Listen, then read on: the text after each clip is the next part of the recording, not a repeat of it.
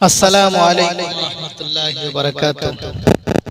आज बात करने वाले हैं अइम्मा अरबआ में से हज़रत इमाम शाफ़िई रहमतुल्लाहि अलैहि के मुताल्लिक कि वो इमाम शाफ़िई रहमतुल्लाहि अलैहि का असल नाम क्या था, इसी तरह उनका लक़ब और वो कब पैदा हुए थे और इनकी करामत क्या है, ये सब बात आज बताएंगे। तो आज सबसे पहले बता देते हैं इमाम शाफ़िई रहमतुल्लाहि अलैहि के हालात शरीफा। आप इमाम शाफ़िई रहमतुल्लाहि अलैहि कुरैशी हैं और इसमें शरीफ आपका मोहम्मद है और उनका लक़ब है शाफ़िई। 150 हिजरी मकाम मिना में मक्का शरीफ के करीब आपकी पैदाइश हुई और इसी साल में इमाम आज़म हजरत इमाम अबू हनीफा रहमतुल्लाह अलैहि की वफात शरीफ हुई। फिर हजरत इमाम शाफ़िई रहमतुल्लाह अलैहि मक्का शरीफ में लाया गया। आप 7 बरस की उम्र में हाफिज कुरान हो गए थे, सुभान अल्लाह, और बहुत सी हदीसें भी याद कर ली थी। फिर मक्का शरीफ से मदीना तशरीफ ले गए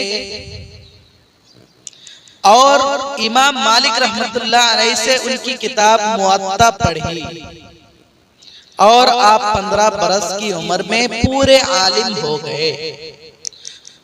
उस वक्त के बड़े बड़े बुजुर्ग आलिमों ने आपकी लियाकत और दीन में मजबूती देखकर आपको फतवा देने की इजाजत दे दी और आपको दीन की खिदमत के लिए पसंद फरमा लिया। ये इमाम शाफ़िई रहमतुल्लाह अलैहि के मुख्तसर हालत शरीफा और उनकी करामत के बारे में कुछ बता देते हैं। उनकी करामत, आपने जवान होने से पहले पहले हुजूर सल्लल्लाहु अलैहि वसल्लम को ख्वाब में देखा तो हुजूर सल्लल्लाहु अलैहि वसल्लम ने फरमाया, ख्वाब के अंदर, ऐ लड़के, आपने अर्ज किया, लब्बैक या रसूल अल्लाह, यानी हाजिर हूं मैं या रसूल अल्लाह। हुजूर सल्लल्लाहु अलैहि वसल्लम ने फरमाया कि तुम किस कौम से हो?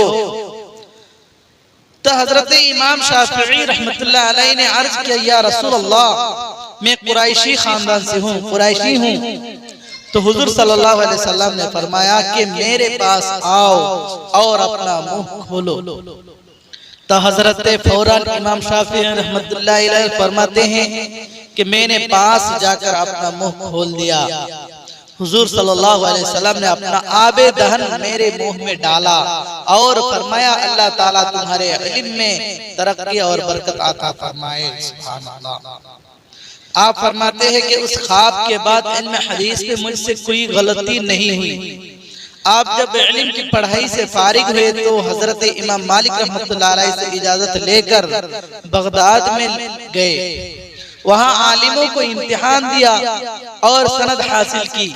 फिर मक्का शरीफ में तशरीफ ले आए, फिर बगदाद में गए, फिर वहां से मिस्र में गए और वहां रुक कर किताबें लिखी और इल्म पढ़ाने में मशगूल हो गए। 14 किताबें उसूल दीन में और 100 से ज्यादा फुरुआत दीन में लिखी। हजरत इमाम अहमद इब्न हम्बल 3 लाख हदीसों के हाफिज थे, फिर भी आपके शागिर्द हुए, यानी हजरत शाफ़िई रहमतुल्लाह अलैहि के शागिर्द हुए। एक दफा लोगों ने हजरत इमाम अहमद से कहा कि आप तो हदीसों के हाफिज है, फिर क्या वजह है कि एक नौजवान लड़के के शागिर्द हो गए और उसकी ताज़ीम करते हैं? फरमाया कि जितनी हदीसें मुझे याद हैं, इमाम शाफ़िई रहमतुल्लाह अलैहि का उनका मतलब समझते हैं, अगर वो ना होते तो मैं इल्म के दरवाजे पर ही पड़ा रहता। इल्म फिक़ह का दरवाजा मुझ पर उन्हीं की बरकत से खुला है। अब उनकी वफात कब हुई? आपकी वफात के बाद हजरत इमाम अहमद रहमतुल्लाह अलैहि 40 बरस तक आपकी मग़फ़िरत के लिए दुआ करते रहे। एक दिन हजरत इमाम अहमद इब्न हंबल रहमतुल्लाह अलैह के साहिबजादे ने पूछा कि शाफिई रहमतुल्लाह अलैह कौन थे जिनके लिए आप दुआ मांगते रहते हैं?